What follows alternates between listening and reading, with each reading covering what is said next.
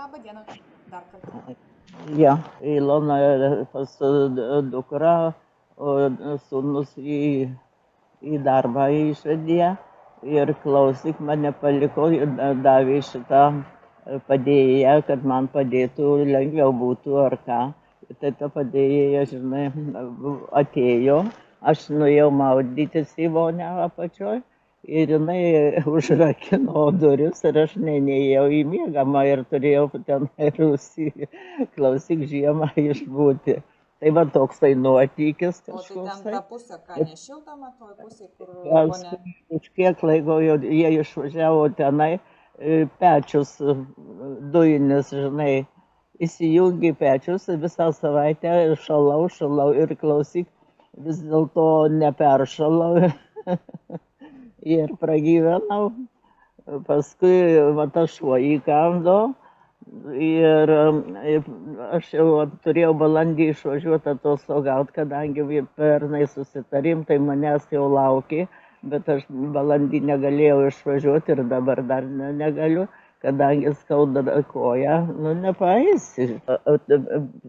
3 kartus skaičiau aš tą knygą ir iš ryto atsiverčiu tą patį, 53 puslapį ir ten parašyta, jeigu nori būti laiminga, tai būk. Tai būk. Pagrindinė frazė tos dienos, ar ne? Jo. Ir dabar galvom, tai kaip čia 3 kartus, 3 dienas tas pat, vienam vakare. Tada galvoju, nu tai kaip čia reikia šiandien pasiruošti, kad net atverščiau jau tą, ką nors kitą atverščiau puslapį, būtų įdomiau. Nu ir atsiverčiu ten į pabaigą, tai ten buvo dėkingumas už viską, būk dėkinga už sveikatą, išvardyta visi dalykai, visi kūno organai, kad būtų dėkinga. Perskaičiau vieną ir kitą atsivertus puslapį. Nu, o šiandien, tai man dėl tos kojos, tai įkando, tai pradėjo tinti į užkulnį, žinai.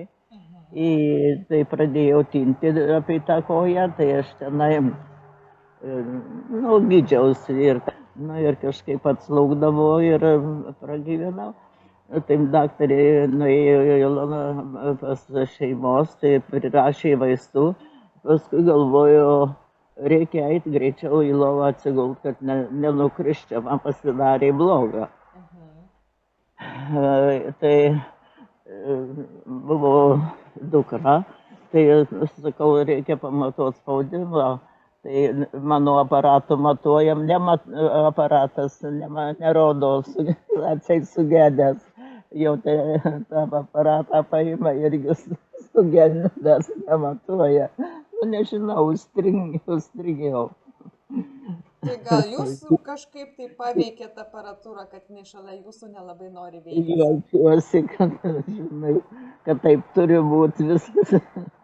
Veltui nebūna suskaičiavim, bet iš tikrųjų, žinai, taip buvau įsausėjus, taip mano išvarė skystį iš kūno, pradėjo iš ryto pykyti, aš neturiu ten kuo pykyti.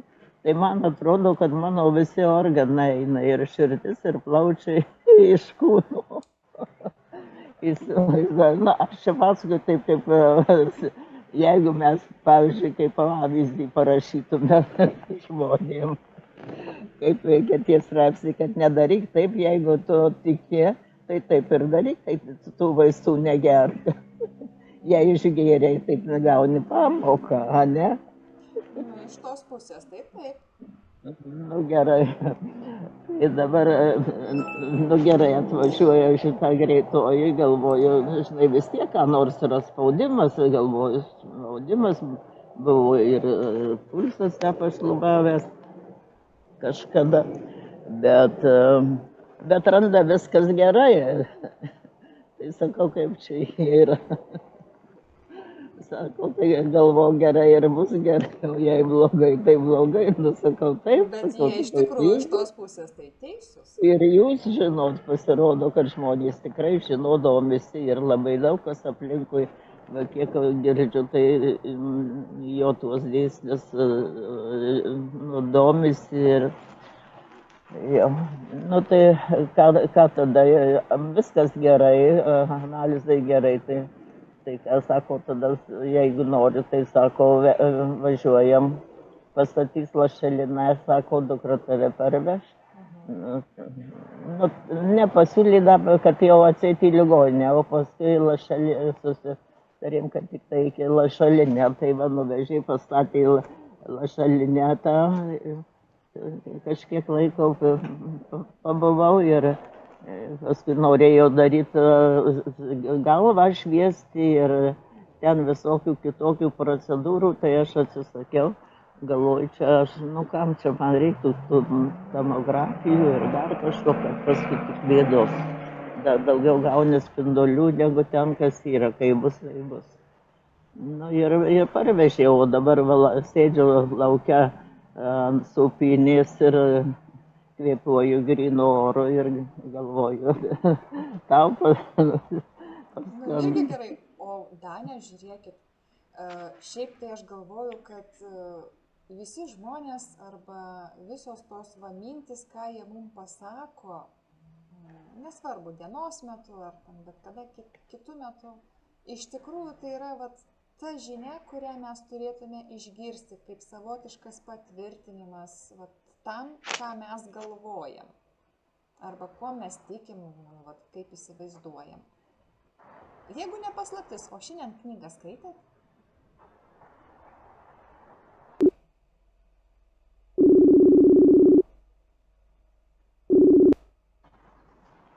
Alio.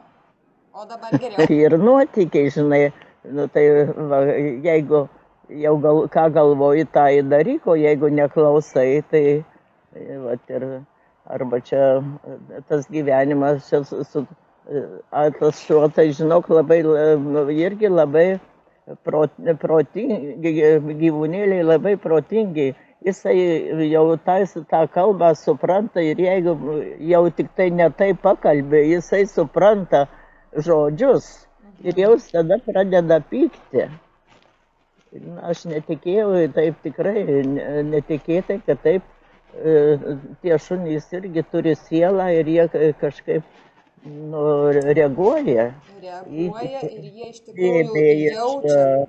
Tai irgi medituoju, ten skaitau tuos straipsnius dėl ausų gydymo.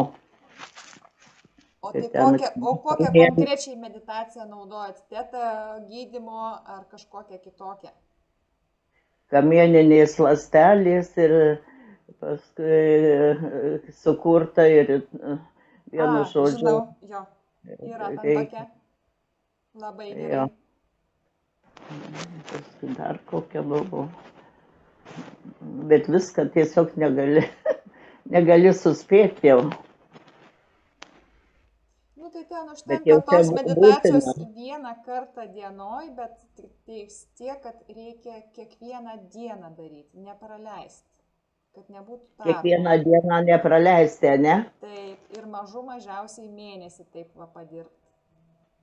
Aha. Tai jūs tą meditaciją vat, savo pasikartojat, tarkim, vieną kartą dienoj. Bet knygoj tai nėra lygtai, ar yra? Knygoj lygtais nėra, ten buvo tarp straipsnių. Facebooko toj vat, puslapyje pas Algirdą. Ir dažnai kartokit, aš save myliu, žinokit, šita frazė pati galingiausia gyvenime. Labai daug pakeičia, labai. Viskas bus tik į gerą, aš manau. Jūs stipri moteriškė, labai pozityvi. Tokių pozityvių žmonių iš tikrųjų tai pasaulyje reikia. Labai reikia. Jūs tikras šviesulys. Gal tos straipsnius tai kaip ir turėtų, kaip pamokos būti toks. Tai yra tam tikra pamoka, nes iš tikrųjų, žinokit, Danė, nieko šiaip sau nevyksta. Tai yra tam tikri ženklai, tik mums reikia laiko išmokti juos perskaityti ir interpretuoti teisingai. Štai ir viskas.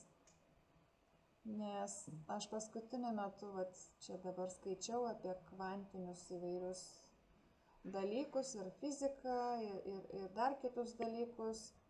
Iš tikrųjų, labai daug dalykų mes paprasčiausiai kol kas nesuvokiam ir nepajėgiam teisingai įsisąmoninti, vien dėl to, kad tai mums yra nauja, mes iki tol apie tai negirdėjom, mums atrodo keista, reikia šiek tiek laiko, kol pasikeis mąstymo būdas. Nu, kaip ir visur, naujiems įpročiams suformuoti, iš tikrųjų, beveik visur rašo, kad reikia mėnesio, kartais 2. Tai taip iš tikrųjų ir yra. Kai pastoviai galvoji gerus dalykus, stengiasi tą visą foną tokį teigiamą palaikyti didesnę dienos dalį, paskui savaime pasidaro beveik kaip įprotis. Ir nebegalvoji, nei kas ten buvo vakar, užvakar, prieš metus ar ten dar seniau.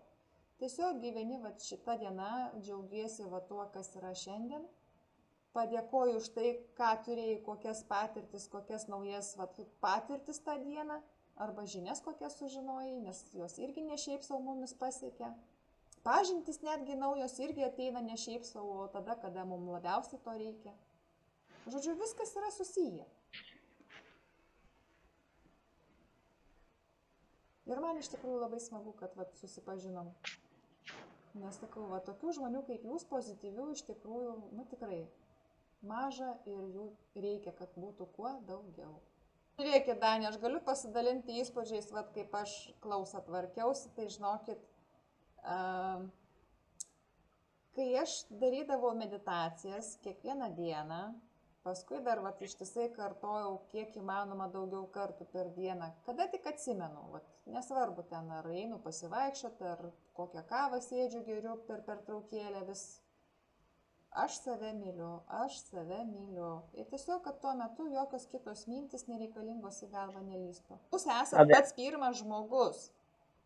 Jūs turit mylėti pati save, kad jūs užsipildytumėt meilę iš vidaus, o jau tada galit tą meilę skirstyti kitiems į aplinką. Nes kaip jūs padalinsite jausmą kažkokį tai gėrį, kurio pati viduje neturite. Arba, kaip jūs pasidalinsite jausmu su kitais, kai to jausmo jūs pati neišgyvenate, juo netikite, juo nepasitikite.